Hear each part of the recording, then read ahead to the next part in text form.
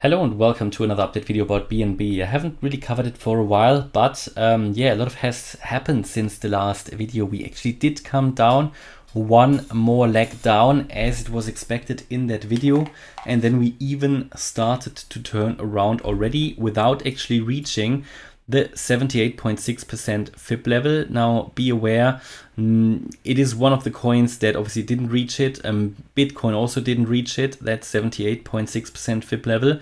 Not quite, yeah. So one of the higher market cap cryptos that didn't quite get down to the level, which doesn't mean it couldn't still do it, but we already see an impulse emerging like on many other crypto charts, which I'm going to talk about now in this video. So first of all, here, BNB formed an impulsive wave 1 back in May 21, and then as so many other cryptos corrected in a wave 2 here in an ABC pattern. We are now in this wave C. Again, maybe we finished it already. This C wave consists of 1, 2, 3, 4, 5. The last wave is the wave 5 that we're going to take a look at in a little bit more detail.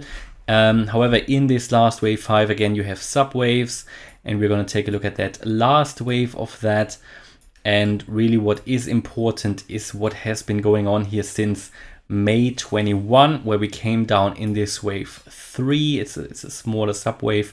Wave 3 that we then moved up in a wave 4, like many other cryptos, formed the triangle pattern here, where you have the peak of the triangle, the wave E, yeah, that was the wave 4 peak, and then we moved down in a last impulse in the 5th wave down.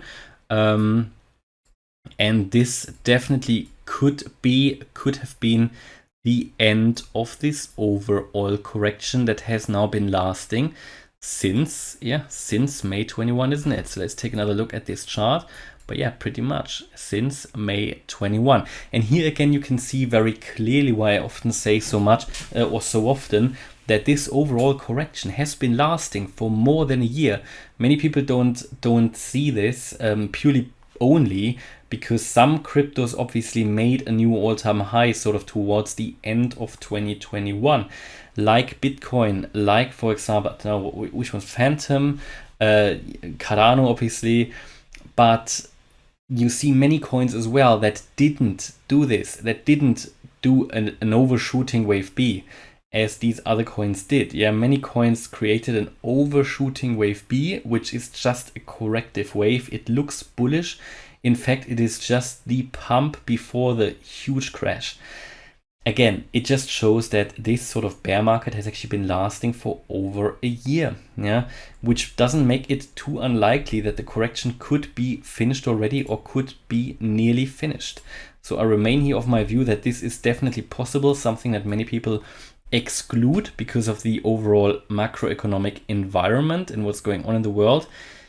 My view is, because nobody expects it, it could in fact be finished already.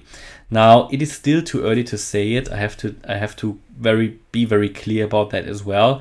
There is no guarantee that this is already the move up, but what we have, the difference to what we had, for example, here, we couldn't have counted this as a wave 5. It would have meant a lot of juggling around, messing around. So this was the wave 3, yeah, and therefore it was very unlikely that this was already the low, despite the strong reaction here. And then even this was confirmed with this long sideways movement, because this is not a foundation you build a new all-time high on. I said that at the time very clearly on the Bitcoin chart. And then we did move down one more time in this wave 5. And this is now where we actually completed 5 waves down. You know, the count to the downside is finished, which doesn't mean it couldn't be extended, because you can always add another layer of waves if we have to, and if the market decides it is needed. But there is now, of course, a chance to turn around, and we can now have a little bit more of a bullish stance until we break again below $184, because this would be the swing low. If we go below this, this would definitely invalidate any kind of uptrend here now. And this is certainly bullish what's happening here. This is impulsive, yeah, and we could even count this here already as the wave 1, this as the wave 2, and this might be a wave 3 rally that is currently happening here. So key levels to take out. First level was taken out here, that swing high at 221. Next swing high was taken out here already at 236. Now we are fighting around it at the moment. It was already broken, but we are still fighting around it. That is the level that needs to be not only broken, but substantially broken. We need to get above that level and stay there, which means we need to flip it for support, flip that resistance for support, and then move higher. Next key level is here, this wave 1 low at $274. That is not only the wave 1 low, it is also a very, very relevant level on the Fib scale, because if we take a look at these Fibonacci levels, this is the 61.8% Fibonacci retracement level of this entire move. So a highly relevant level that needs to be broken in the next stage. And this will be probably the level that determines or that will take away a lot of the downward pressure. I mean, we just have to look at the chart. As long as we are below this level, there is just still a lot of downward pressure. We need to get back into this next Fib ladder range where all of this price action has played out, and that at least would lift us up a little bit. But yeah, then you can see here we still have that wave 4 high to take out at $313.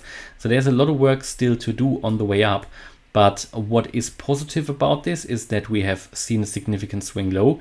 We could count 5 waves as complete, and we see a first impulse emerging, and we have even taken out one swing low here, swing high here, but we need to break it substantially. That is not done yet.